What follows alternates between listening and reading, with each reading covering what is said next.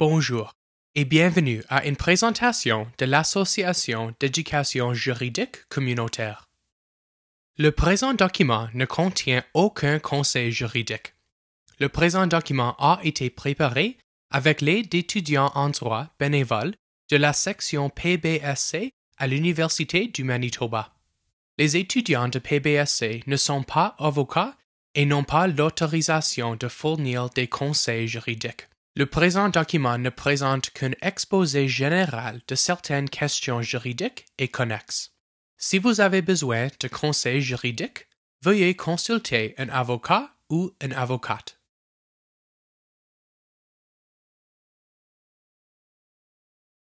Quand la police peut-elle fouiller mon domicile? Si la police se présente à ma porte et veut le fouiller, dois-je la laisser entrer? En droit, il existe un principe fondamental de l'inviolabilité du domicile. Habituellement, la police ne peut pas entrer dans une résidence contre la volonté de l'occupant à moins qu'elle dispose d'un mandat de perquisition valide ou d'un mandat d'arrêt pour quelqu'un dans la maison, ou si la police est invitée à entrer. Cependant, il existe un nombre d'exceptions à cette règle. Les exceptions concernant principalement la sécurité, les preuves, les arrestations, les enfants et les urgences.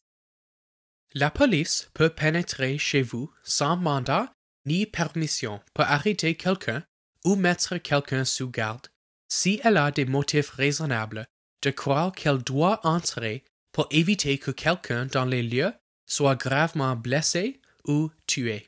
Elle peut aussi entrer si votre domicile contient des éléments de preuve qui sont liés à une infraction grave et elle doit trouver ces éléments immédiatement.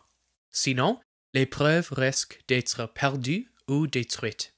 La police peut aussi entrer chez vous sans mandat ni permission si elle se trouve à ce moment-là en situation de poursuite d'une personne soupçonnée d'avoir commis un crime.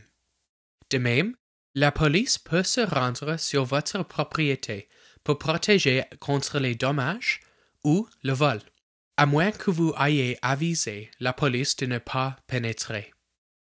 La police est également autorisée à pénétrer chez vous pour donner de l'aide d'urgence ou pour protéger la vie ou assurer la sécurité d'une personne qui est dans votre résidence, ou si elle a des motifs raisonnables de croire qu'il existe une situation d'urgence ou une vie humaine est en danger, ou si quelqu'un a entendu un coup de feu provenant de votre résidence, ou pour enquêter sur un appel 911. De plus, elle peut entrer pour aider la personne qui a rapporté une agression domestique à emporter ses effets personnels en toute sécurité, ou afin de soustraire des personnes à des risques de blessure, si les policiers ont des motifs de soupçonner qu'il y a un laboratoire de stupéfiants sur les lieux. Elle peut aussi fournir de l'aide à des animaux qui se trouvent en état de détresse pressant pour cause de blessures, de maladies, d'abus ou de négligence. De plus, votre propriétaire a le droit d'entrer dans votre logement en cas d'urgence et peut demander à un policier de l'accompagner. La police peut entrer chez vous sans mandat pour en retirer un enfant si elle croit que l'enfant est victime de négligence ou de mauvais traitement et qu'elle a besoin de protection, ou pour retirer un enfant de moins de 16 ans qui a quitté la garde d'une société d'aide à l'enfance si elle croit que la santé ou la sécurité de l'enfant pourrait être menacée pendant le temps qu'il faut pour obtenir un mandat.